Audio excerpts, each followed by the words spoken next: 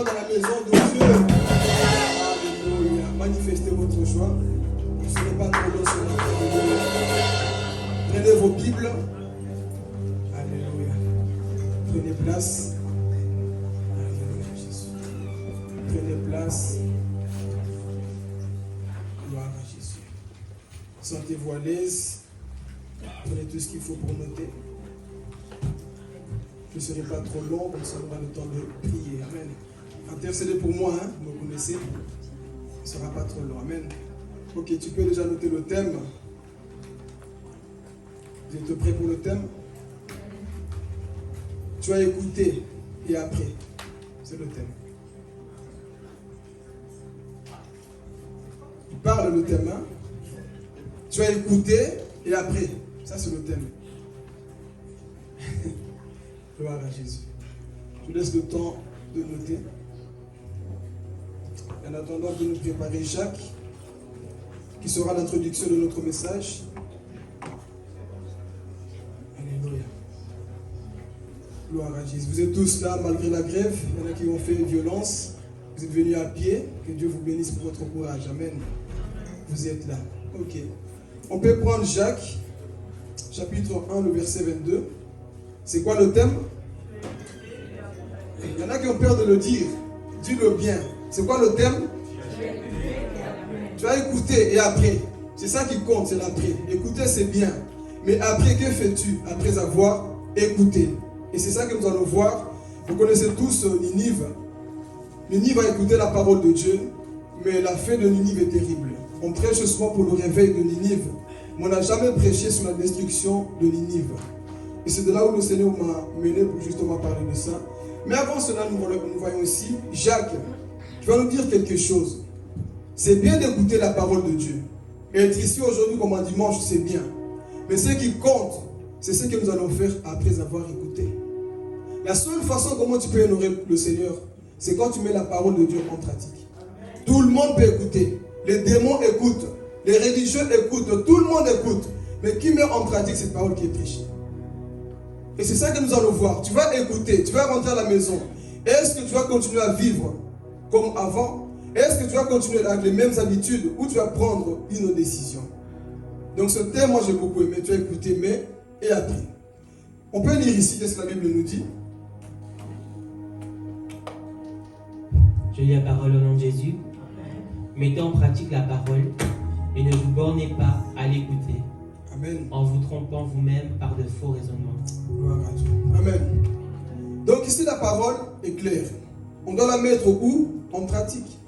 Ici la parole est considérée comme étant un miroir pour notre vie. Qui ne sait pas regarder dans un miroir avant de venir ici? Tous à chacun ici. On sait tous regarder dans un miroir. Bien coiffé, bien habillé. Si la couleur concorde bien, si le maquillage concorde bien. Tout le monde ici, même les garçons. On sait tous regarder dans un miroir. Il y en a même qui ont pris du temps, mais tu es là quand même. Mais tu as pris le temps de te regarder dans un miroir. Le miroir révèle ta nature. Le miroir révèle ta vraie personne. Amen. Donc tout à chacun ici, on sait regarder. Si tu as un défaut sur toi, le miroir va te dire que tu as une tache ici. Si tu ne vois pas que tu es mal coiffé, le miroir va te dire quoi? Ici tu es mal coiffé. Arrange-toi bien. Et ici la parole que nous avons, c'est aussi le miroir pour notre âme. C'est cette Bible-là qui va te révéler qui es-tu réellement. Donc cette Bible-là ne te révèle pas seulement tes cheveux. Elle révèle aussi tes pensées. Elle révèle aussi ta vraie personne. La Bible, c'est le seul livre que tu peux lire qui te lit aussi en même temps. Tu lis la Bible, mais la Bible aussi te lit. Voilà pourquoi parfois tu peux lire la Bible. Tu te trouves en train de pleurer. Pourquoi? Parce que la Bible est en train de lire aussi quoi? Tes pensées. Donc ça, c'est un miroir. Donc, ne vous bornez pas à écouter. Mettez cette parole en pratique. Sinon, ça ne sert à rien de venir à l'église et de ne pas mettre la parole de Dieu en pratique. Nous perdons notre temps. Si tu veux réellement aller loin avec Dieu, il faut prendre des bonnes décisions. Amen. Parce que beaucoup seront surpris au dernier jour. Là où Dieu dira, moi je t'ai jamais connu. Pourquoi? Parce que tu as écouté, mais qu'est-ce que tu as fait après? C'est quoi pour le thème? Tu as écouté, mais après. C'est après qui compte. Donc ici, Jacques nous révèle, donc c'est l'introduction du message. Il nous révèle une chose. C'est bien d'écouter. Ne vous bornez pas à dire Amen. Amen, c'est bien. Un Amen qui n'amène pas le changement est un Amen bidon. Un Amen est censé amener en toi le véritable changement, le véritable brisement. Une prédication qui impacte ta vie, là où tu peux dire Amen, c'est ça qui va changer ta vie. Donc parfois nous sommes ici, mais est-ce que la parole de Dieu touche réellement notre cœur? Et si ce matin nous allons voir par la grâce de Dieu ce qui s'est passé à Ninive. Donc ici, notez que dans l'introduction, c'est bien d'écouter, mais il faut mettre en pratique. Amen. Rentrons dans le message maintenant. Est-ce que vous êtes prêts? Ici, vous connaissez tous l'histoire de Jonas. On connaît tous Ninive, une ville méchante. Il y avait beaucoup de méchanceté. Le cultisme était là. La prostitution était là. Et nous allons justement prendre le livre de Jonas, chapitre 1. Qu'est-ce qui va se passer en demandant le message? Il est toujours important de pouvoir lire. Lisons le chapitre 1. Jonas, le livre de Jonas, c'est un petit livre, donc je vois déjà vous fêtez beaucoup, c'est pas facile à trouver. Alléluia. Gloire à Jésus. Quelqu'un a trouvé? Ça va. Donc ils vont écouter attentivement. Jonas. Chapitre 1, le verset 1, qu'est-ce qui va se passer? Et voyez la nature de cette ville. Qu'est-ce qui s'est passé là-bas? Chapitre 1, le verset 1, on va aller pas à pas.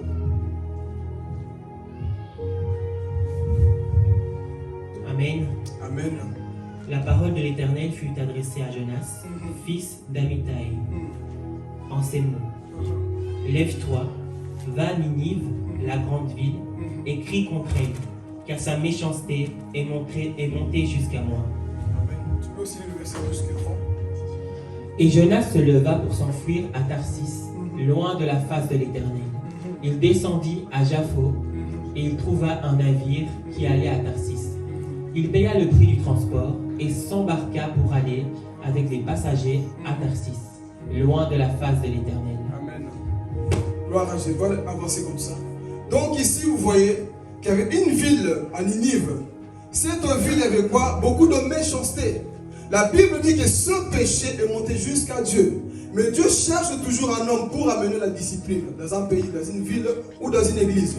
Dieu cherche toujours des Jonas. Et dit à Jonas, Jonas, lève-toi. Moi j'ai vu la méchanceté qui se trouve où? À Ninive. Mais imaginez dans cette époque, Ninive c'était une ville méchante. C'est là où le prophète Ésaïe était mort. On l'avait scié en deux. Les gens là-bas, c'était des cannibales. C'était des personnes méchantes. La prostitution, comme je disais, régnait là-bas.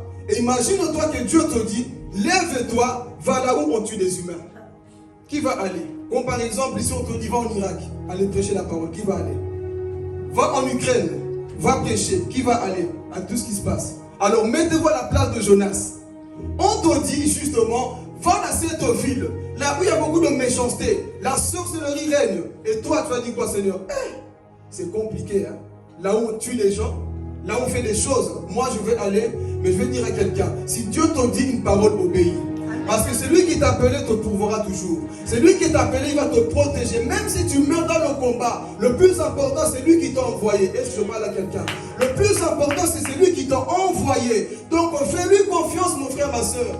Même si c'est compliqué pour toi, même si c'est dur, le plus important, c'est Jésus qui a parlé. Si moi je t'envoie, ne va pas. Si Papa Dieu t'envoie, ne va pas. Mais si c'est Dieu qui te dit, lève-toi, va place à Lambert, va prêcher, lève-toi parce que Dieu t'appelle, mon frère, ma soeur. Tu dois te lever. Ici, nous voyons le péché qui est en train de régner à Ninive. Qu'est-ce qui se passe? Le péché est en train de ravager la terre. Et la Bible dit que le péché est en train de monter dans les narines de Dieu. Et Dieu ne pouvait plus supporter la méchanceté qui se trouvait à Ninive. Et dit, Jonas, lève-toi. J'ai besoin d'un homme dans cette salle. Dieu a besoin d'un Jonas pour crier contre Ninive. Il dit, lève-toi mon fils. Je ne peux plus accepter le niveau de méchanceté qu'on fait dans le monde actuel. Il a besoin de toi. Qu'est-ce qui va se passer? Jonas prit peur. Il dit, non Seigneur, je ne peux pas aller. Il y a trop de méchanceté. Mais où est ton Dieu, Jonas? C'est le moment de faire confiance à Dieu. Dieu veut amener un réveil quelque part, mais il a besoin de toi. Il a besoin de ta bouche, Jonas. Mais qu'est-ce qui va se passer? Il dit, non, je ne peux pas aller. Il va faire quoi? Il va fuir. Mais erreur, on ne peut jamais se cacher devant l'Éternel. Tu peux aller où tu veux. Je suis venu prêcher aux appelés de Dieu. Je suis venu parler aux personnes qui ont l'appel de Dieu, à nous qui se cachent encore quelque part. Ici, Jonas a l'appel de Dieu. Mais qu'est-ce qu'il fait? Il va quoi? Fuir. Mais messieurs, Dieu t'appelle, non? Qu'est-ce que tu fais? Il dit non, je vais me cacher loin de la face de l'Éternel. Qui peut se cacher ici? Loin de la face de l'Éternel. Même le diable ne peut pas se cacher. Même les sorciers ne peuvent pas se cacher. Personne ne peut se cacher devant l'Éternel. Jonas, où que tu ailles, Dieu a ses yeux partout. Il te voit. Tu peux faire semblant, mais tu sais qu'au fond de toi, tu as un appel de Dieu. Tu sais qu'au fond de toi, Dieu t'appelle. Dieu veut que tu puisses secouer Innoville. Tu as l'appel de Dieu en toi. Mais qu'est-ce que tu fais? Tu fouilles. Tu fouilles où? Dans le travail. J'ai trop de travail. Réponds à l'appel de Dieu. J'ai trop d'occupations. Réponds à l'appel de Dieu. J'ai trop de choses à faire. Réponds à l'appel de Dieu. Dieu te jugera un jour, mon frère, ma soeur. Pour ce que tu caches encore. Parce que tu es en train de fuir. L'appel de Dieu. Non, je ne peux pas aller. Qu'est-ce qu'il fait? Il va se cacher. Et commence à fuir. Et il paye de son argent un bateau. Qui part où? À Tarsis. Il dit non. Ici au moins, je suis bien. Je vais me cacher dans ce bateau. Jonas se cache dans ce bateau-là. Et qu'est-ce qui va se passer? Lui pensait qu'il était en sécurité. Il pensait qu'il était bien. Mais qu'est-ce qui va se passer? Il va rentrer dans un bateau. Ce n'était pas sa propre destinée. Beaucoup de gens, on est dans une relation. On est quelque part là où Dieu ne veut pas que nous puissions être. Je peux parler ici? Nous faisons parfois comme Jonas. Les choses doivent changer, mais qu'est-ce que tu fais dans cette barque, Jonas? Qu'est-ce que tu fais dans ces choses, Jonas? Dieu t'a dit va où? À Ninive. Toi, tu te trouves où?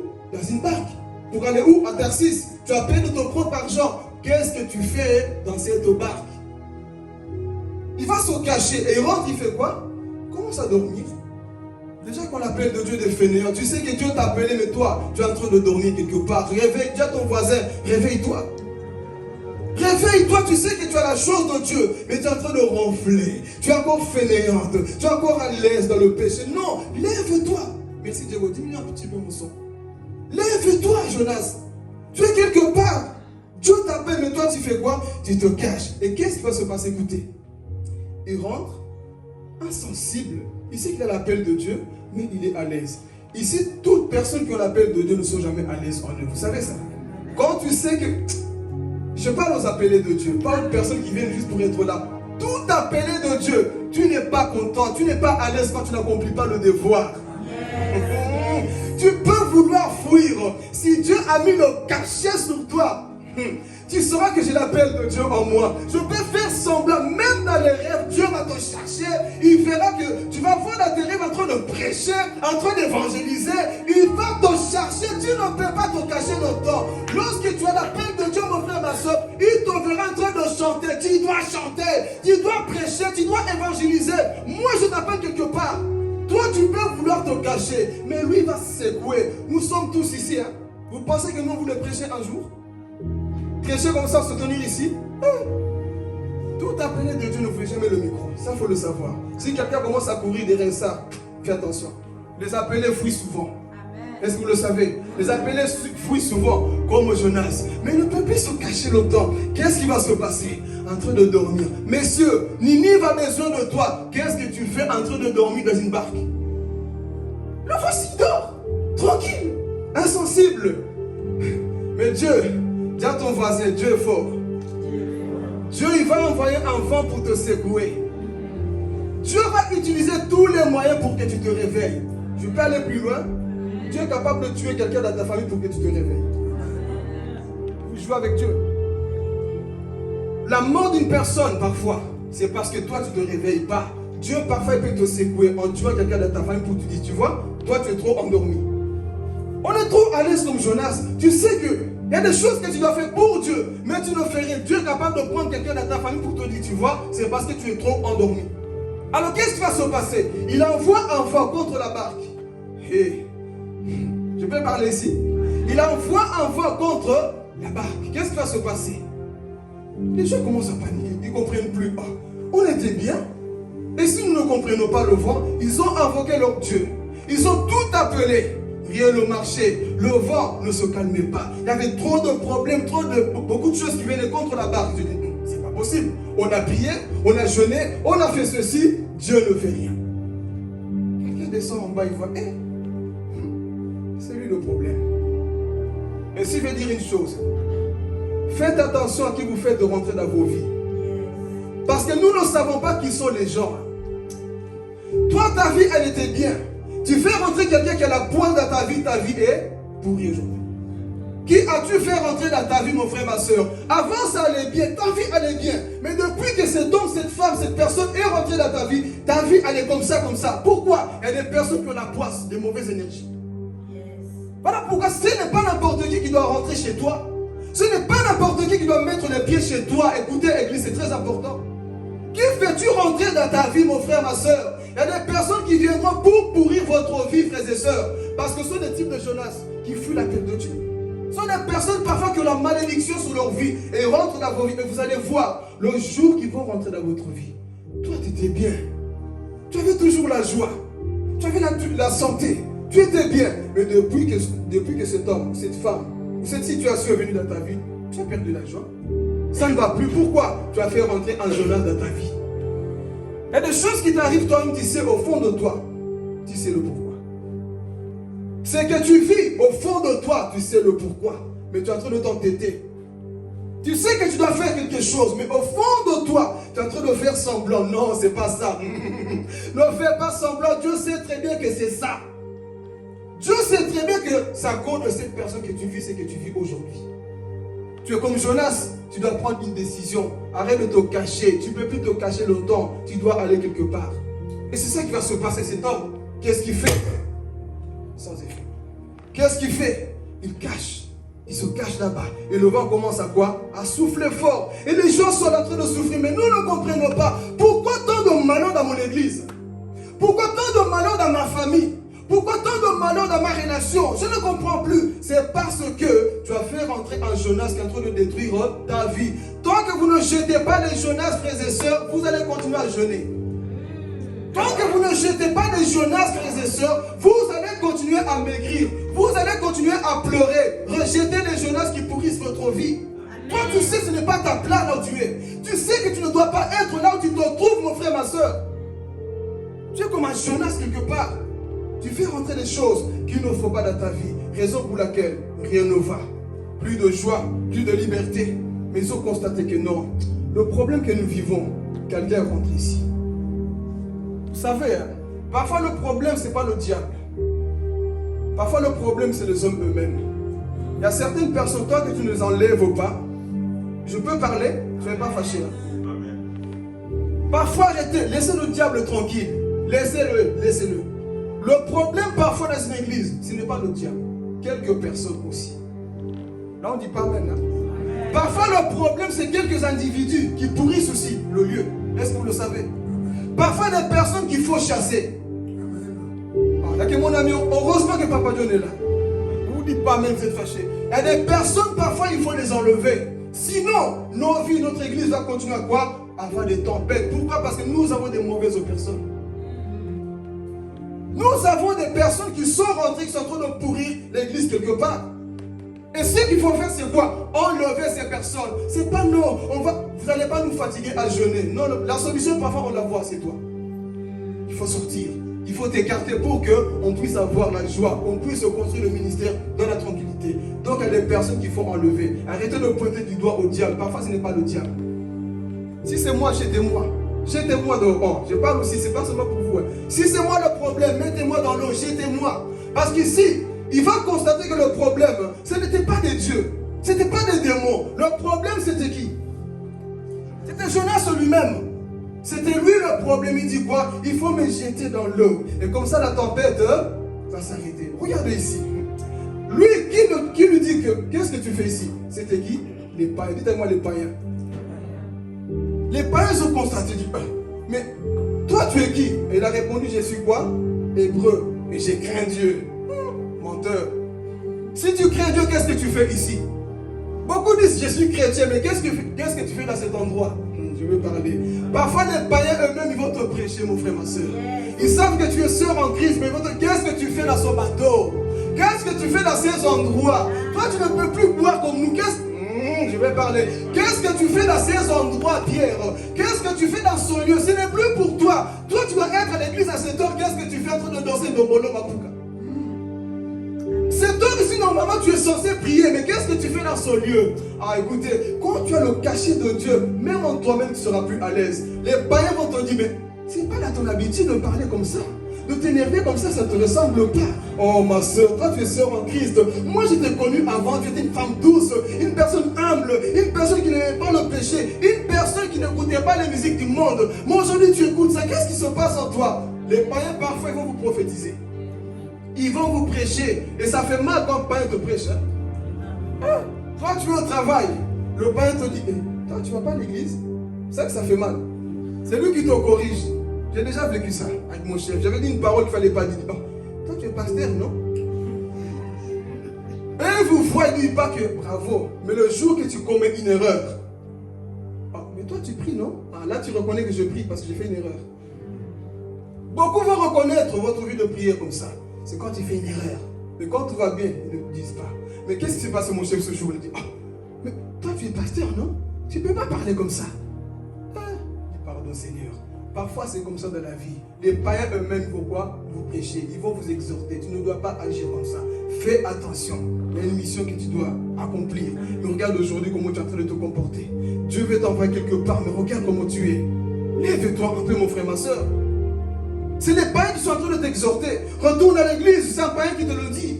Retourne à l'église. Toi-même, tu sais que tu dois retourner à l'église. Toi-même, tu sais que tu dois prier. Mais c'est le païen qui te dit aujourd'hui, c'est mercredi. C'est le païen qui te rappelle que c'est le jour de la prière. C'est parce que tu es encore endormi. Et nous allons avancer. Jonas ici, écoutez. C'est moi le problème. Je suis quoi? Hébreu. J'étais-moi où? Dans l'eau. Quand ils ont constaté que le problème c'était, ils se disent quoi? Messieurs, donc depuis que nous on chasse des démons, depuis que nous on prie, on fait tout, le problème c'est toi. Ok, qu'est-ce qu'il faut faire? Prenez-moi, jetez-moi où? Jetez-moi dans l'eau. Ils vont prendre Jonas. Bam, j'étais dans l'eau. Et en soi, il voulait vraiment mourir. Il dit, jetez-moi que je meurs seulement pour ma mission, c'est fini pour moi. Et on a quoi? Jeté. Mais Dieu a dit, monsieur, on peut te jeter dans l'eau, moi j'en appelle pour toi. Dieu ne peut pas te lâcher, mon frère, ma soeur. Tu peux faire comme tu veux. Tu peux voyager à Dubaï. Tu peux aller où tu veux, mon frère, ma soeur. Même en anglais, Dieu va te parler. My son, retourne en... Oh, je ne parle pas l'anglais, mais vous avez compris. Il va te prêcher même en anglais. Même en lingala, Dieu fera tout. Oh frère, Dieu va utiliser tous les moyens pour que tu retournes à ton appel. Ici, il dit, jette-moi. On l'a jeté. En train de se noyer. En train de se noyer. Dieu va dire, mon fils, moi j'ai encore besoin de toi. Dieu envoie un grand poisson qui vient avaler qui? Jonas. Toi, tu pensais que tu pouvais fuir. Qu'est-ce qui s'est passé? Le poisson est venu la manger. Il rentre maintenant où? Dans le ventre du poisson. Et c'est là où maintenant, il va commencer à prier. Beaucoup de personnes, vous êtes ici. Quand tout va bien, on ne cherche pas Dieu. Quand la vie est bien, la santé, tout va bien, on ne prie pas. Mais Jonas va commencer à prier où? Dans le ventre du poisson. N'attendez pas que les moments difficiles vous arrivent pour commencer à chercher Dieu. Quand tout va bien, oh Seigneur, toi-même tu sais, j'ai pas le temps. Mais quand les complications arrivent, c'est là où nous voulons prier. Le voici dans le ventre du poisson. Il commence à prier. Oh Seigneur, souviens-toi de moi. Oh Jésus, ah Jésus. Quand je te parlais, quand je te prêchais, écoutez, une fois que tu meurs, c'est fini. Ici, Jonas était vraiment mort. Il était vraiment mort, écoutez sa prière. Et Dieu va le quoi? Le ressusciter. Voilà pourquoi Jésus répond à ça. De la même manière que Jonas a fait 3 jours dans le ventre du poisson, il faut que moi aussi, le Fils de l'homme, je fasse quoi? 3 jours dans le ventre de la terre. Amen. Il a fait la même chose. Mais ici, c'est comme pour dire, Jonas, toi tu as l'appel de Dieu. Tu es en train de te cacher. C'est maintenant, dans le ventre du poisson, que tu es en train de prier. C'est le Dieu d'Abraham. Souviens-toi de moi, mon frère. Prie tous les jours. N'attends pas que le malheur t'arrive pour commencer à chercher l'Éternel. N'attends pas que le malheur frappe à ta porte pour commencer à prier. Lève-toi, prie sans cesse. Que le problème vienne à ta porte, mais tu es déjà en prière. Alléluia. problème vienne, que tu sois déjà en train de prier. Ici, Jonas, non. Il attend qu'il rentre dans le ventre du poisson. Et c'est là qu'il commence à invoquer le nom de Dieu. Seigneur, souviens-toi de moi. J'ai fait ceci. Oh Dieu, maintenant je comprends ton appel. Non, c'est trop tard. Pourquoi tu n'as pas obéi avant? Pourquoi tu n'as pas écouté la voix de Dieu avant? Maintenant, tu attends que le poisson t'avale. Et qu'est-ce qui s'est passé? Il se retrouve dans le ventre du poisson. Il se répand.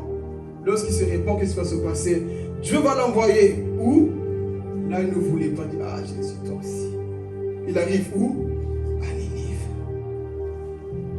Et ces gens-là, c'était des idolâtres. Imaginez-vous, tu vois un poisson qui vient sur la mer, qui ouvre la bouche, un homme sort. Tu ne vas pas fuir? Un grand poisson sort ici, dans la Meuse. Il ouvre la bouche. Tu vois une tête qui sort, qui commence à te prêcher. Répentez-vous. Qui ne va pas se repentir? Imaginez-vous ces gens de Ninive, parce que c'était des idolâtres. Un poisson comme ça. Non, ça l'a envoyé. Le poisson ouvre sa bouche et jette où? Jonas à Ninive. Et là, il avait compris la mission. Il commence à faire le tour de la ville. Il commence à évangéliser. Dans 40 jours, si vous ne répandez pas, Dieu va détruire la ville. Même comme ça, Jonas n'était même pas convaincu. Répandez-vous. Il commence à prêcher la repentance. Répandez-vous. Et son message a même touché qui? Les rois. Même les animaux jeûnaient ce jour-là. Parce qu'ils savaient que Dieu était en colère. Contre quoi? Leur péché. Contre leur péché. Dieu ne pouvait plus supporter leur méchanceté. Tout ce qu'eux faisaient. Et Jonas, le voici en train de prêcher. Répandez-vous. Revenez à Dieu. Changez de vie. Changez de vie parce que dans 40 jours, si vous ne changez pas, Dieu va vous frapper. Et ces gens-là, ils ont tous eu peur. La ville tout entière va connaître quoi? Un grand réveil. Tout le monde, 120 000 habitants qui étaient là-bas. Tous, ils ont quoi? Écouté la parole de Dieu. Ils sont quoi? Revenus vers Dieu. Nous allons rentrer maintenant dans la deuxième partie. Là, je tire le thème. Ils ont tous écouté la parole. Ils ont tous abandonné leur mauvaise voie. Comme la majorité des gens aujourd'hui. J'ai écouté la parole de Dieu. Dieu t'a touché. Dieu a utilisé un homme ou une situation pour que tu reviennes à Dieu. Le thème disait quoi? Dites-le bien là qui n'ont pas entendu. Le thème c'est quoi? Tu as écouté et après. Dieu a utilisé tous les moyens pour que Ninive revienne. Pour ceux qui lisent la Bible, vous connaissez la fin de Ninive, non? Qu'est-ce qui s'est passé? Ils ont écouté la parole de Dieu. Dieu a utilisé un prophète pour justement sauver ces personnes. Mais ces gens-là, qu'est-ce qu'ils ont fait par la suite? Lisez le livre de Naoum. Dans Naoum, on décrit comment Dieu a détruit encore cette ville. Des personnes qui avaient reçu la parole de Dieu avec joie. Tu étais content, ça t'a touché. Mais aujourd'hui, t'en es où avec Dieu, mon frère, ma soeur? T'en es où avec Dieu? Ta relation avec le Seigneur, t'en es où? C'est bien d'écouter, mais c'est après qui compte, mon frère, ma soeur. La seule façon que tu peux réellement honorer la parole de Dieu, c'est quand tu dis Seigneur, j'ai écouté, mais maintenant je vais faire tout mon possible pour que je puisse la garder jusqu'à la fin. Même si ça va être compliqué, je sais que c'est toi qui m'as parlé. Même si je ne comprends pas, je sais que c'est toi qui m'as donné cette parole. Donc je vais garder cette parole jusqu'à la fin. Les gens de Ninive, ils ont bafoué la parole qui a été prêchée par Jonas. Ils ont dit, ah, le monde nous manque encore. Les choses d'avant nous manquent encore. Ils sont retournés dans l'idolâtrie. Ils ont commencé à pratiquer les mêmes choses d'avant. La méchanceté est revenue. Après un message, vous pensez que notre génération ne fait pas la même chose? On nous a prêché, on nous a exhortés, mais nous sommes toujours dans les mêmes choses d'avant. Que faisons-nous encore dans les choses d'avant? Ici, maintenant, nous allons tous rentrer en réflexion. Que faisons-nous dans les choses d'avant? Ayons parfois pitié de nous-mêmes. On nous a prêché, Dieu nous a ouvert les yeux. Et j'aime ce que Jésus dit. Si je n'allais pas venir, vous n'allez pas avoir des excuses pour leur péché. Maintenant, comme je suis venu, ils n'ont plus des excuses pour leur péché. Jean chapitre 15, verset 22. On n'a plus des excuses pour nos péchés. Pourquoi? Parce qu'il nous a ouvert les yeux. Comment? Le jour que tu as dit Amen, tu as compris la parole de Dieu, Dieu t'a ouvert les yeux. Dieu t'a parlé, Dieu s'est révélé à toi. Mais aujourd'hui, t'en es où, mon frère, ma soeur? C'est après qui compte. Recevoir la parole de Dieu, c'est bien. Mais c'est après qui compte. C'est là où nous voyons les véritables convertis. C'est par la suite, frères et sœurs. C'est les décisions que tu vas prendre en rentrant chez toi. Est-ce que tu vas encore être la même personne? Est-ce que nous allons continuer à prendre la même chose qu'on a abandonnée? Voici les gens de Ninive. Commence à retourner où? Dans les mêmes choses. Ah, Seigneur, on a écouté, mais c'est trop dur. Oui, qui t'a dit que ce sera facile? La marche chrétienne, ce n'est pas facile, mais c'est possible. Le chemin est étroit, mais ce n'est pas impossible. Même s'il est allé étroite, elle est quoi? Possible. Mais beaucoup de personnes n'arrivent pas. Pourquoi? Parce que les choses d'avant, on est tellement accroché à notre moi, aux choses du monde qu'on n'arrive pas. Mais je suis venu dire à quelqu'un ici, c'est possible, frères et sœurs. C'est possible, tu as entendu la parole de Dieu, mais c'est possible encore pour toi que tu puisses aller jusqu'à la fin. Marc 13 nous dit, celui qui va persévérer jusqu'à la fin sera quoi? Sauvé.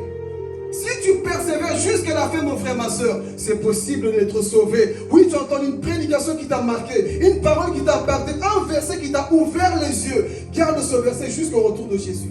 Mets-le en pratique. Ne pas seulement dire Amen, Amen. Nous sommes fatigués des Amen sans changement. Nous voulons des véritables Amen qui amènent le véritable changement, Église.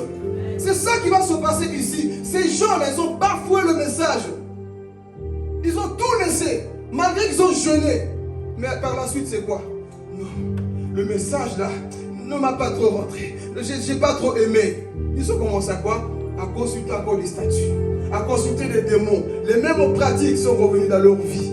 Les mêmes choses qu'ils avaient vomi, comme les chiens qui retournent dans leur vomi. Ces gens, ils ont fait la même chose. Je veux dire à quelqu'un ce matin, ne retourne pas dans ton vomi. Ton vomi est dégueulasse.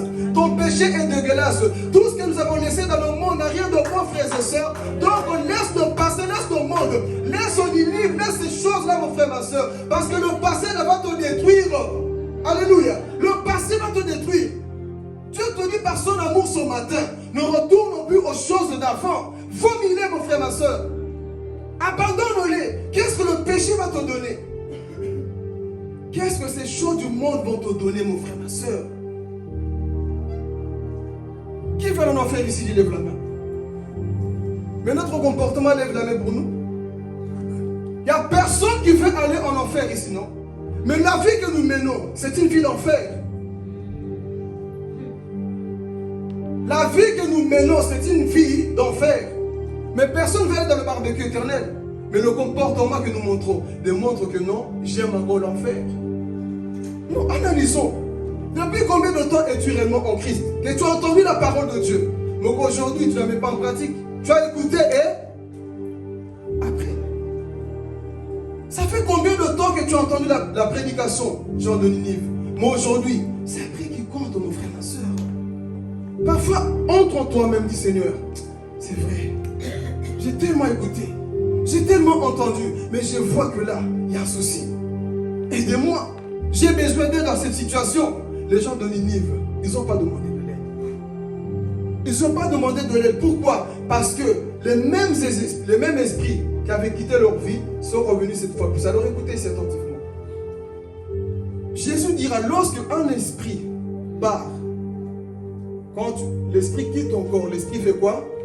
Il part. Mais lorsque cet esprit revient, il revient avec qui? Vous connaissez, hein? Il amène combien? 7 autres démons. Plus forts encore.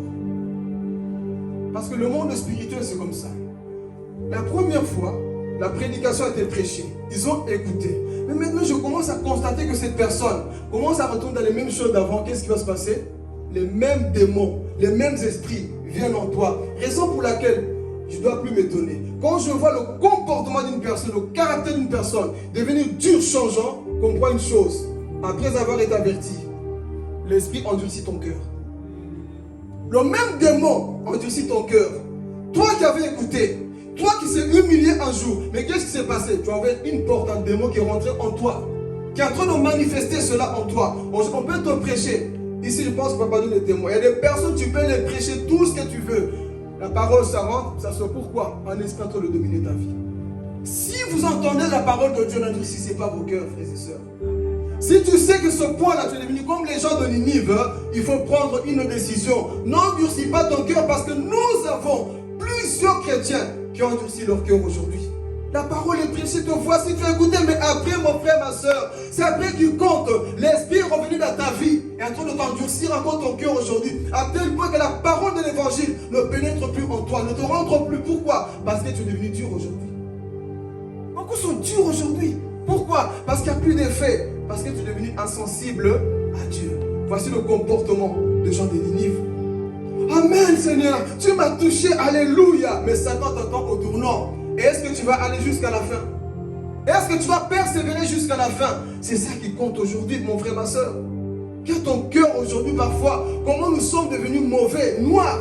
Et si maintenant je rentre à l'église, nous avons parlé à peine des choses extérieures. Mais rentrons maintenant dans notre cœur aujourd'hui. Vous êtes prêts à parler cœur à cœur? Tu as écouté. Finissez, non? Tu as écouté. Répétez encore. Tu as écouté. Tu as écouté qu'il faut pardonner. Tu le fais? Là, c'est fini de parler des démons. Là, rentrons dans nos cœurs, cœur à cœur. Oui, je sais que la Bible dit, mais après, comme nous sommes tous ici, là, si tu es nouveau, c'est un travail qu'on fait, on comprend. Mais je dis au Coco Bar, 1 an, 2 ans, 3 ans, 4 ans, 5 ans, 6 ans, tu es toujours dans le manque de pardon. Où est ton problème? Là, j'attends plus d'amen. 6 ans, frères et sœurs, que nous sommes dans le Seigneur. On a toujours un problème contre les gens. Fais attention que tu ne sois pas influencé par cet esprit qui adoucit les cœurs.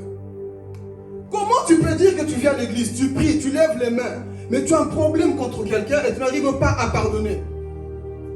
Et tu attends l'enlèvement comme ça? Tu veux aller où? Tu veux aller où, mon frère, ma soeur? Tu es ici à l'église, tu as un problème contre Ruth, tu la vois, tu ne la parles pas, et tu veux... Quel ciel tu vas aller, mon frère?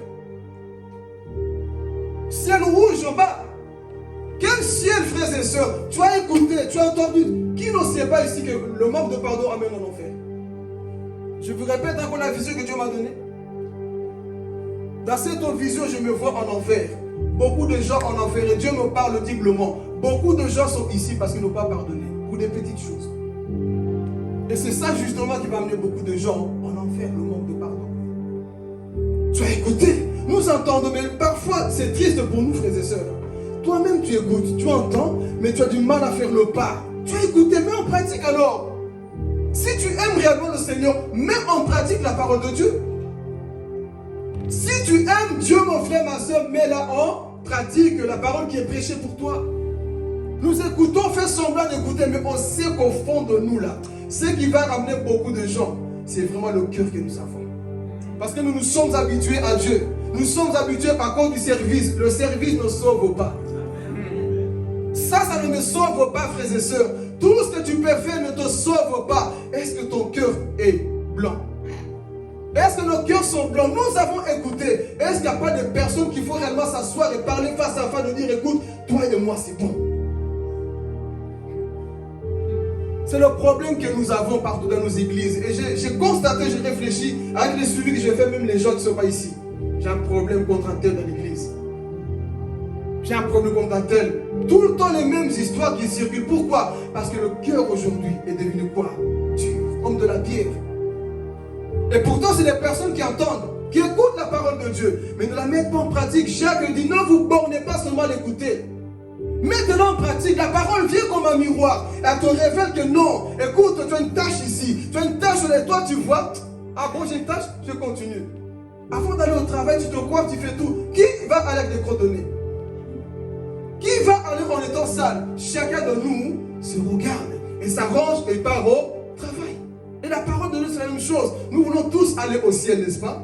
Mais la parole est en train de nous révéler avant de monter. Ça là, tu ne peux pas monter. Ça là, tu ne peux pas monter. Il faut rejeter, détruire les œuvres des ténèbres qui sont encore dans ton cœur. Ce matin, je suis venu pour nous rendre encore conscients, frères et sœurs. Ça ne sert à rien de dire que je suis chrétien, comme Jonas. J'ai craint Dieu. Comment ça tu crains Dieu mais tu te caches comme ça? Comment ça tu crains Dieu mais regarde ton comportement? Regardons nos vies, frères et sœurs. Tu as écouté, mais après c'est ça qui compte. Mets-le en pratique. Dieu veut voir des personnes qui mettent la parole de Dieu en pratique. Pas des personnes qui disent non Seigneur, j'ai entendu, c'est bon, non. Des personnes qui disent oui Seigneur. Ça va me faire mal. Je vais me soumettre. C'est ça, être disciple de Christ. Être disciple de Christ, c'est ça. C'est de dire, Seigneur, j'ai goûté. Je mets en pratique. Ce n'est pas facile, mais je la mets en pratique. Même si ça me fait mal, ça me brise. Parce que je dis toujours que l'évangile nous fait quoi? Nous confronte. L'évangile nous confronte. Même si c'est compliqué, je ne comprends pas, Seigneur. Mais je vais me soumettre à ce que toi tu dis. Parce que c'est toi qui le dis, je me soumets à ta parole. Parce que c'est écrit dans la Bible, je le fais. Parce que c'est toi qui l'as annoncé, je le fais. Est-ce qu'on peut le faire aujourd'hui, frères et sœurs? C'est après qu'il va réjouir le cœur de Dieu. C'est ça que Dieu attend de nous. Sortons un peu de ce comportement des gens de Ninive. On a écouté, on a jeûné, on a tout fait. Mais par la suite, Dieu attend la suite, frères et sœurs. Comment serons-nous dans nos relations avec nos frères et sœurs? Ça m'attriste quand je vois ce comportement au milieu de nous. Nous-mêmes, on sait que non, il y a un souci, frère. Arrange-nous. Mettez-nous en ordre, parce que si la trompette sonne ici, frères et sœurs, qui partira réellement? Si la trompette sonne ici, vous savez, on se cache beaucoup. On se cache beaucoup, mais si la trompette sonne ici maintenant, là, qui est sûr de partir, lève la main. Moi, c'est pas par orgueil, hein. Je connais ma relation. Je connais ma relation avec Dieu. Mais sincèrement, nous comme nous sommes là, si la trompette sonne, je ne sais pas si vous avez déjà eu ça. Il n'y a pas longtemps que j'ai eu ça. Je dors et je me dis, hé, Philippe, imagine-toi que la trompette c'est maintenant tout de suite là. Je ne sais pas si vous pensez comme ça dans vos vies de tous les jours. Tu es dans ton lit en train de marcher, tu te dis, hé, si la trompette sonne, maintenant là. Ou alors si la mort arrive tout de suite là, est-ce que je serai enlevé? La seule assurance que tu dois avoir, ça, ce n'est pas l'assurance voiture, assurance maison, assurance chaussures, non. L'assurance de vie éternelle. C'est ça que nous devons avoir tous les jours. Mais la question qu'on doit nous poser, est-ce que nous avons encore cette assurance-là dans nos cœurs, dans nos vies? On ne veut plus prêcher aux bébés, on veut prêcher aux personnes qui sont matures, qui savent que Seigneur, c'est bien d'écouter. Mais après, il faut qu'on sente que non, je ne suis plus la même personne. C'est tellement beau de voir une personne qui change de comportement. C'est tellement beau de voir une personne changer de vie. Oh Seigneur, gloire à toi. Paul n'avait pas peur de dire j'ai changé. J'étais dans le judaïsme, j'étais mauvais, je critiquais les gens, j'ai tué les gens, j'ai sacrifié les gens, j'étais comme ça. Mais quand Dieu te change, tu dis je ne suis plus la même. Oh, c'est beau quand tu commences à témoigner comme ça. C'est beau quand tu dis non. Avant j'étais dans les bois de jour, bois de nuit, bois de quartier. Moi aujourd'hui je suis dans l'église, je prie le Seigneur.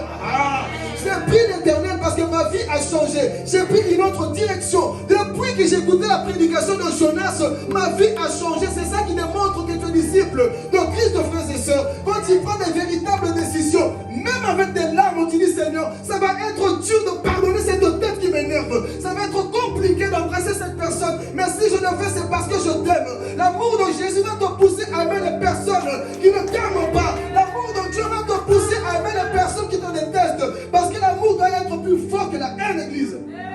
C'est tellement bon, frères et sœurs. Quand Dieu change une vie, là tu peux dire, avant j'étais comme ça, mais après, je vais parler.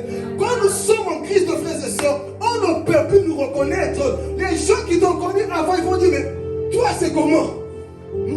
Papa Dieu, je te pince un peu, tu dis plus aïe. Avant tu disais aïe, aujourd'hui tu dis je t'aime. C'est ça être chrétien, frères et sœurs. Tu as écouté, mais après, trop de chrétiens bébés que nous avons encore aujourd'hui. Il n'y a pas d'après, c'est toujours l'avant. On se convertit à moitié. On ne se convertit pas à moitié. Dis à ton voisin, on ne se convertit pas à moitié. On ne se convertit pas à moitié. Moi, je me convertis à moitié. On ne se convertit pas à moitié. Montre, parce que moi, nous, notre modèle, c'est la Bible. Montre-nous dans la Bible des personnes qui se sont converties à moitié. Au jour de la Pentecôte, ils ont écouté. Et après, est-ce que quelqu'un dit non? Pierre, ce que tu me prêches là ne me convainc pas. Parce que toi-même tu as trahi Jésus, tu me prêches ici. Non. Ils ont dit la prédication, c'est que tu prêches est vrai. Donc moi je me convertis. Montre-nous dans la Bible. Ils ont écouté, ils ont été touchés, ils ont abandonné leur ancienne vie. Mais je ne comprends pas cette génération. Voilà pourquoi. Je vais parler. Je ne comprends pas ces histoires-là. tu es converti, on doit faire encore un suivi avec un baptême, je ne sais pas quoi. Non, montre-nous dans la Bible où tout ça s'est passé. Je te donne un diplôme de baptême. Toutes les choses des hommes. J'ai un truc du baptême. Et alors? C'est ça qui prouve que tu es converti? J'ai un ticket du pasteur, c'est ça qui montre que tu es converti? Tous ces foutés là, Dieu n'a qu'à faire de ça. C'est après qui compte. Tu peux avoir un ticket, un diplôme, mais est-ce que ta vie est... Est-ce que ta vie est un diplôme? Est-ce que ta vie est un véritable diplôme, mon frère, ma soeur? Le véritable diplôme, c'est ta vie qui témoigne de Jésus. C'est ta vie qui témoigne de Jésus, pas un ticket, des papiers qu'on met dans le mur chez nous pour dire que moi, j'étais certifié. Est-ce que le ciel t'a certifié? Est-ce que le ciel t'a certifié? Tu vas écouter, mon frère, ma soeur. C'est après qui compte. Tu dois montrer des fruits après, par la suite. Ils sont convertis le jour de la Pentecôte. 3000 personnes. Il y a personne qui dit, mais parce que le raisonnement de l'église, c'est ça. J'attends mon temps. J'attends mon jour. Moi aussi, je disais ça. Mais je voyais des jeunes de mon âge aussi mourir. Je me convertis quand je serai vieux, quand je sentirai le moment. C'était ça mon raisonnement. J'attends le bon moment. Il n'y a pas le bon moment. Le bon moment, c'est quand tu écoutes. Parce que toutes nos prédications que nous écoutons sont un jugement pour notre propre vie. Chaque fois que tu viens à l'église, que tu écoutes, c'est un jugement pour ta vie. Ah, je vais aller plus loin. Écoutez, je peux dire une parole qui peut nous choquer même. Parfois, on ne prêche pas que pour... Je vais prendre mon choix. Parfois, on prêche pas pour que tu changes. Pour que cette prédication soit un témoignage du jugement. Parfois, on ne prêche pas parce que comme ça, tu changes.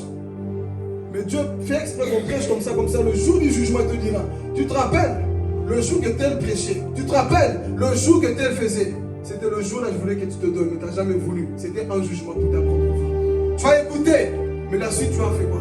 Tu n'as rien fait. Tu n'as pas pris de décision. Et Dieu ce matin veut que ça soit des cultes de décision. Là où tu as écouté, mais tu démontres des fruits par ta façon de faire. Nous retournons dans ce qu'on disait. Le pardon dans nos cœurs.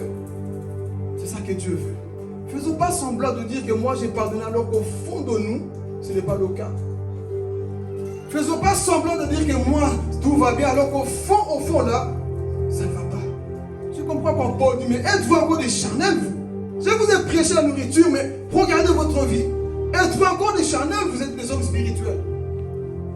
Ce matin, Dieu veut que tu puisses prendre, dire à ton voisin, prenons une décision. Prenons une décision. Écoutez ces beaux frères et sœurs. Mais la suite, c'est ça qui va réjouir le cœur du Père. Mais les gens de Ninive, ils ont dit, écoute, la prédication était bien. Oh, une bonne prédication, c'est une prédication que tu mets en pratique. Pas une bonne prédication, tu dis, waouh, j'ai senti des frissons. Sentir des frissons, c'est bien. Mais le plus important, c'est de mettre en pratique la parole.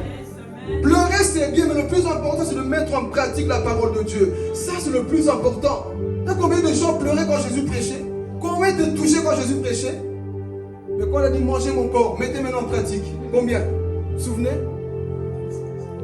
Mangez mon corps maintenant. C'était l'après. Il a prêché, je suis bon, j'ai fait des miracles, j'ai guéri des gens, j'ai fait ceci, je suis capable de tout. Maintenant, mangez mon corps. L'après. Personne n'a accepté l'après, sauf les 12. Ils ont tous abandonné Jésus. Ils ont tous fui Jésus. Pourquoi? L'après fait toujours mal. L'avant nous fait du bien, mais l'après, c'est compliqué. Parce que l'après nous confronte. L'après nous dit de prendre une décision là où tu as du mal. Et ce matin, frères et sœurs, ne sors pas tel que tu es venu. Tu connais ta vie.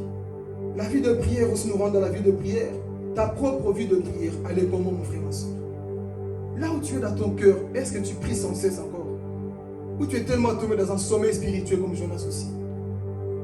T'en es où dans ta marche de la vie de prière? Est-ce que tu pries sans cesse encore? Est-ce que tu as encore ce fardeau? Est-ce que tu as encore ce zèle là? Là où tu te dis, Seigneur, moi je dois prier. Moi je dois te chercher. T'en es où dans ta vie de prière, mon frère, ma soeur? Tu sais qu'il faut le faire sans cesse. Mais l'après, est-ce que nous le faisons? Est-ce que nous le faisons par la suite? C'est ça que Dieu veut voir ce matin, frères et sœurs. Des cultes de décision. Nous sommes fatigués de prêcher sans qu'on voie le changement. Nous voulons le véritable changement dans nos cœurs. Nous voulons le véritable changement dans nos églises. Nous avons écouté, Seigneur. Tu nous as parlé. Tu nous as montré à quel point on était incapable. On a vu notre incapacité, comment le péché nous dominait. On a vu comment le mal était là, Seigneur. Mais ce matin, Jésus, je vais prendre une décision qui va faire mal à Satan. Je vais prendre une véritable décision, Seigneur, qu'on ne me reconnaisse plus, que je sois une nouvelle créature en Christ. Oh Jésus, qu'on sache que moi là j'ai changé. Je ne suis plus la même personne, mon Dieu. C'est ça qui nous manque aujourd'hui, Église. Ça nous manque beaucoup dans nos vies. L'après qui compte, je peux toucher encore un point qui peut nous faire mal aussi. Tu as écouté. Sur la réflexion toujours. Tu as écouté. Si tu es nouveau, ça fait juste 1 an, 1 mois, je peux te comprendre.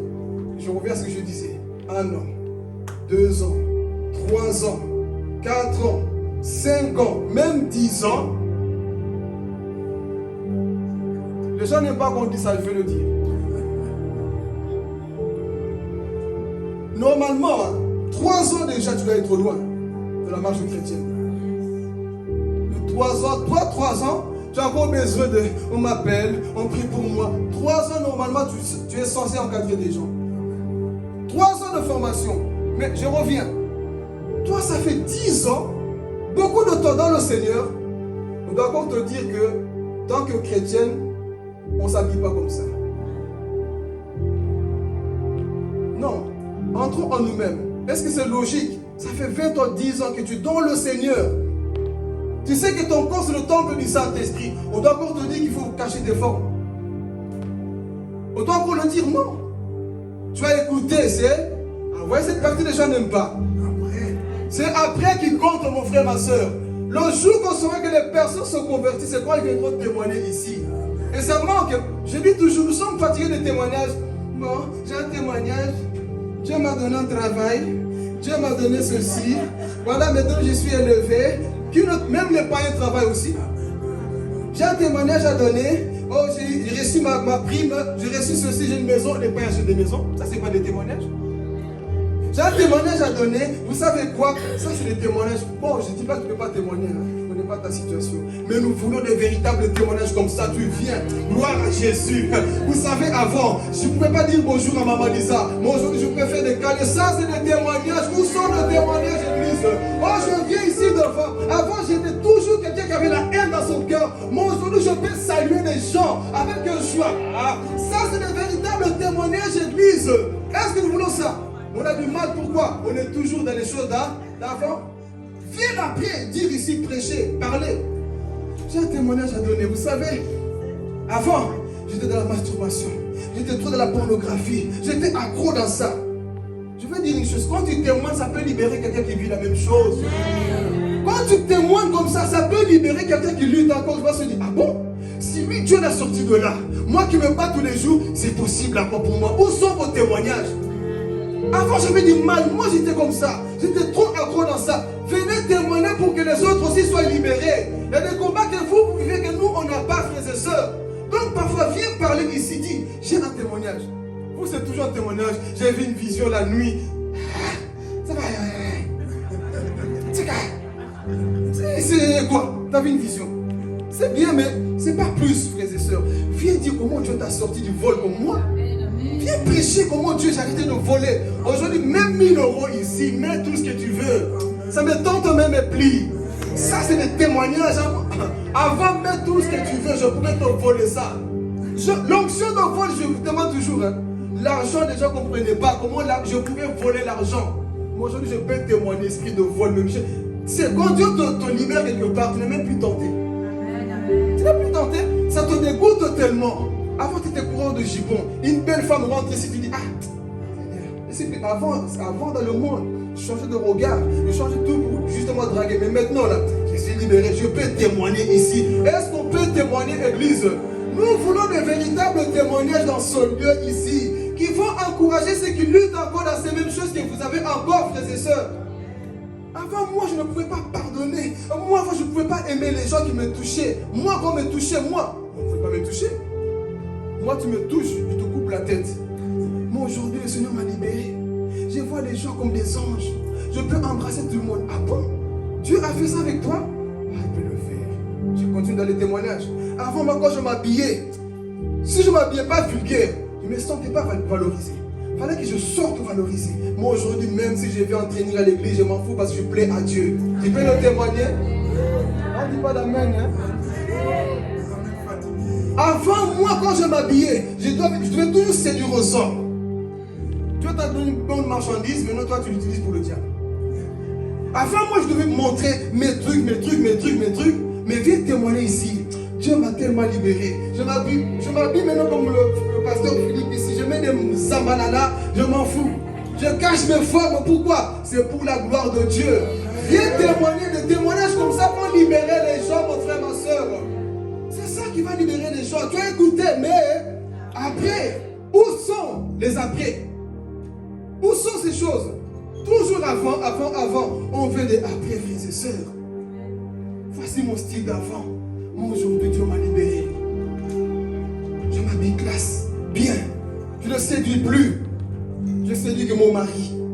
Les hommes là, je ne connais pas, là, ils n'ont rien à faire. Moi, maintenant, mon corps, c'est moi et mon mari. Et tu viens témoigner, je vais parler. Tu viens témoigner ici. J'avais une page Instagram, c'était pour la gloire du diable. Moi, aujourd'hui, j'ai tout effacé. Là, on dit pas même. J'ai tout effacé. Aujourd'hui, c'est pour la gloire de Dieu. Vous pensez qu'on va le faire? J'ai tellement de followers. C'est quoi followers? Votre follower, je suis dans l'enfer.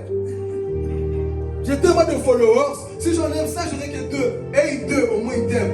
Mais vous voulez beaucoup de followers parce que tu montres ton corps. Mets une photo de toi avec une Bible. Tu auras moins de j'aime. Est-ce que tu peux constater, Seigneur, je suis dans le camp de Jésus. Parce que beaucoup de j'aime, c'est pour le diable seulement. Mets une photo, un verset biblique. Toi, bien habillé, sœur Annie, bien Zamalala, avec un verset biblique. Tu n'auras que 4 j'aime. Hein. Moi, papa, donne-moi maman Chantal.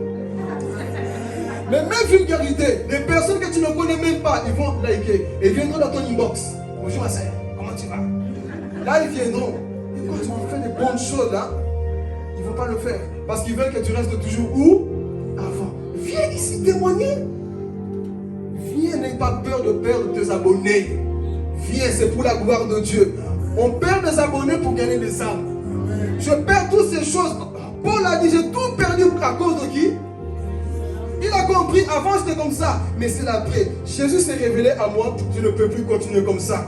Après, je change. Après, je prends une décision. C'est ça qui s'est passé, frères et sœurs. Est-ce que nous, aujourd'hui, on peut témoigner comme ça? On est toujours dans les choses d'avant. Le jour que tu sauras qu'une personne est convertie, c'est le jour que tu verras que la personne a supprimé parfois tout sur Instagram, tout sur Facebook, tout. Je vais témoigner pour ma femme.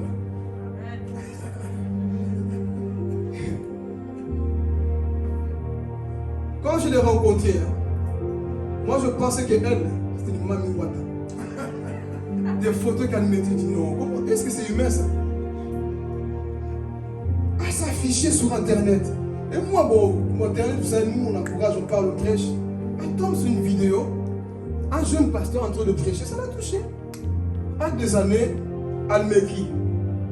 Bon, je vois une photo qui m'écrit, me dit, et dans cette époque, il y avait beaucoup de rumeurs là où on disait, il y avait beaucoup de sœurs claires de peau qui font tomber les hommes de Dieu. Il faut faire attention. Moi, c'est à peine, mais c'est dangereux. Ça circulait. Moi, je vois en lui. Mon pasteur me conseille toujours, fais attention aux femmes. Parce que quand Dieu commence à te lever, Satan aussi t'envoie des femmes. Et là-bas, là, c'était bon, il me rappelle des vidéos que je faisais. Ça tournait, 20 000 vues. Ça faisait beaucoup de vues. Et les gens, c'est toujours comme ça. Et j'avais des tentations. Tout le temps, les femmes, venez. Pasteur, bonjour. Parfois, une parenthèse, toutes les femmes, les hommes qui viennent vers vous, ce n'est pas parce qu'ils vous aiment vraiment. Ils veulent vous faire chuter, ils veulent vous faire tomber. J'avais beaucoup de mamiwata Jézabel qui venaient. Et même le jour où je me suis marié, mes j'aime ont diminué sur Facebook. Quand je me suis marié, les j'aime ont diminué. Parce qu'il y avait des j'aime par intérêt. Ils ont vu, il a engagé maintenant, il n'a plus d'intérêt à aimer, à partager ce qu'il fait, il est déjà engagé. Donc elle commence à me parler, je vois une femme vulgaire. Mamiwata. Je commence à parler. Et je vois que dans son cœur, elle voulait vraiment le Seigneur. Vous savez, comme je dis toujours, elle aussi, j'ai la catégorie dans le type de Paul. Des personnes, ils attendent une fois la parole de Dieu, après, ils changent. On n'a pas lutté avec le changement. Et moi, vous ne voulez pas la forcer à me poser la question. Bon, tu vois les photos que j'aimais, est-ce que c'est un péché? Je pense qu'au fond d'elle, elle savait, mais elle voulait juste une confirmation. Écoute, montrer son corps comme ça me quittait. C'est pas bon. Ah, ok, j'enlève alors. J'étais étonné, dit, bon, on enlève pour moi ou c'est pour Dieu? Elle a commencé à enlever comme ça. Et là, parenthèse, hein, on n'était pas encore ensemble. Juste, je l'encadrais. Bon, je l'encadrais tout simplement. On n'était pas encore en couple, il n'y avait rien. Il n'y avait pas de mauvais. Dieu m'est témoin. Vous allez dire, c'est parce que tu l'aimais. Non. Dieu m'est témoin. Il n'y avait pas d'arrière-pensée comme c'est son nom. C'est vraiment une âme que je voulais gagner. Elle me pose la question. Est-ce que cette photo-là, c'est vulgaire? Est-ce que cette photo, c'est vulgaire? Est-ce que ce piercing là-bas, c'est vulgaire? Est-ce que là-bas, c'est vulgaire? Je dis, oui, c'est vulgaire, c'est vulgaire. J'ai rien compris. Le lendemain, elle avait tout enlevé. Tout enlevé jusqu'aujourd'hui. Changement radical. C'est ça, frères et sœurs. Quand la parole de Dieu te touche, c'est ça le changement. Il y a des personnes, attendez. Il y a des personnes, depuis que tu as entendu où est la paix, toi tu as quoi des confirmations, des rêves, des visions. Frère, tu as écouté. Et après. Et pour toi, ces photos, je me rappelle, il y avait beaucoup de j'aime, comme vous le savez. Dès que tu montres un peu de dame ou de fesses, beaucoup de j'aime. Dès que tu montres un peu là-bas, beaucoup de j'aime. Elle avait beaucoup de succès aussi. Mais ce jour-là, elle a changé, tout supprimé. Elle dit, bon, je pense aussi que c'est le zèle du début, on va voir par la suite. Elle est venue même plus radicale que certaines personnes. Elle prêchait sur les réseaux par la suite. Elle a commencé à dire sous l'habillement. Parler comme ça sous l'habillement. Elle a compris le secret de montrer son corps. Ce n'est pas des bonnes choses. Après, frères et sœurs, elle a écouté, elle n'a pas lutté. Même il y a des photos qu'elle disait, oui, mais ça, tu vois, moi je trouve que ça va. Elle dit, non, même ça. Et elle-même, elle est rentrée dans l'extrême après. Elle ne mettait plus rien d'elle sur Internet. Elle a commencé elle-même à comprendre les choses de Dieu. Pourquoi? Parce que c'est l'après qui compte. C'est l'après qui compte avec Dieu. C'est pas oui, tu as écouté, mais en pratique alors.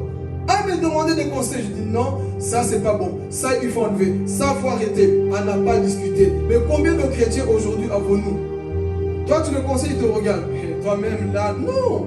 C'est à toi qui s'adresse. Change. Elle a pris la décision de tout enlever. Je peux dire ton nom d'avant. On l'appelait Mouscador. C'est le nom qu'on avait donné dans le monde. Mouscador. Elle vous demandera un jour. Mouscador qu'elle avait. Toi, ton nom d'avant, le blase d'avant, c'est toujours là. Même sur Facebook, même maintenant, nouvelle sœur en Christ. Toi, c'est toujours femme de je ne sais pas quoi d'avant là. Il faut changer, frères et sœurs. Sans changement, sans renoncement, ce n'est pas une vie chrétienne, frères et sœurs. La vie chrétienne amène au renoncement, aux fruits morts, aux œuvres mortes. La véritable vie avec Dieu, c'est ça. Cessez de lutter avec Dieu. On lutte trop avec la parole de Dieu. Non, mais moi j'attends mon tour, moi j'attends mon jour. Non, frères et sœurs, quand on te prêche, on voit quoi? Le changement qu'on voit l'après. Il faut qu'on dise que oui, c'est vrai, Steve, avant tu étais comme ça. Moi aujourd'hui, je bénis Dieu pour ta vie parce que tu n'es plus le même Steve. On a tout changé, je vois une sœur renouvelée en Christ. Aujourd'hui, elle conseille. Pourquoi? Parce qu'elle a compris. C'est l'après qui compte. Et nous, tant que prédicateurs, savez comment tu peux nous encourager? C'est pas en disant t'as bien prêché. Parce qu'il y a beaucoup de flatteurs, on tombe dans ces pièges-là. T'as bien prêché. Faut pas flatter là-bas, là, c'est fini tout ça. J'ai beaucoup aimé, dis-le, mais. Hein? Papa, t'as bien prêché, waouh, j'ai aimé la prédication, ça m'a touché vraiment. Non, ne parle même pas. Viens seulement à l'heure à l'église, on va comprendre qu'il est en train d'agir. Pardonne seulement, on va comprendre que l'après, entre deux, la seule façon que tu peux honorer l'homme de Dieu, c'est en prenant des décisions. Quand tu commences à changer, là on peut dire waouh, là tu prends des décisions vraiment. On peut comprendre que cette personne est en train de quoi? De changer. Nous sommes prêts à le faire? Amen. Je vais clôturer ici. Alors ici c'est l'après qui compte. Il faut changer. Maintenant, les gens de Ninive, souvenez-vous la prédication de Jonas. Changez, ils ont changé. Et ici je vais ouvrir aussi une parenthèse. Ne te convertis pas par la peur d'aller en enfer. Sinon ta conversion là, elle est bidon. On se convertit par l'amour que nous avons pour Dieu. Parce que beaucoup se convertissent. J'ai peur d'aller en enfer, Satan m'attend dehors, donc je vais dans le camp de Jésus. Non, on ne se convertit pas pour ça. Convertis-toi parce que Dieu t'a touché. Convertis-toi parce que l'amour de Dieu t'a franchi. Vous connaîtrez la vérité vous affranchira. Je ne suis pas à Christ parce que j'ai peur d'aller en enfer. Non, non, non, non, non. Bien que je sais que l'enfer existe, mais ce n'est pas pour ça que je suis à l'église. Non. Si je suis là, c'est parce que j'aime Jésus. Quand tu aimes Jésus, mon frère, ma soeur, tu vas te donner. Et c'est justement cet amour-là qui va te pousser au changement tous les jours de ta vie. Que le pasteur soit là ou pas, tu prends des décisions. Pourquoi? Parce que tu aimes Jésus. C'est ça que Dieu veut. Mais beaucoup se convertissent parce que l'enfer existe. Là-bas, on brûle pour l'éternité. C'est vrai. Mais ce n'est pas ça ta motivation. C'est parce que tu aimes Dieu. J'aime ce Dieu. C'est pour ça que je me donne à lui, Seigneur. Je vais te donner tout mon cœur. Et je change de camp. Donc, c'est ça que je voulais dire ce matin, Église. Donnons-nous à Jésus. Pas par la peur d'aller en enfer. Mais parce que tu l'aimes réellement. Et tu as écouté maintenant. Est-ce que tu vas réellement prendre une décision? Est-ce que nous allons changer, frères et sœurs, nos habitudes, notre comportement, nos retards, nos absences, notre manque de considération? Est-ce qu'on va réellement changer, Église? Il est temps de prendre des véritables décisions. Dieu a utilisé un homme pour te parler ce matin. Le type de Jonas aussi. Ce matin, prenons des décisions. Ça ne sert à rien d'écouter. Tu vas écouter aujourd'hui. Dimanche prochain, tu vas écouter. Mercredi, tu vas écouter. Vendredi, tu vas écouter. Tu vas écouter jusqu'à quand? Sans prendre de décision. Arrêtons de se moquer de Dieu. Parce que la Bible dit Dieu n'aime pas ceux qui se moquent de lui. On se moque de Dieu parfois comme ça. Quand on écoute, on n'agit pas, on ne prend pas de décision. Là, on se moque de Dieu. Ce matin, qui veut réjouir le cœur du Père? Si tu veux réjouir le cœur du Père, mets-toi debout. On va prier pour la fin. Alléluia, Jésus. Ce matin, tu vas prier pour toi-même.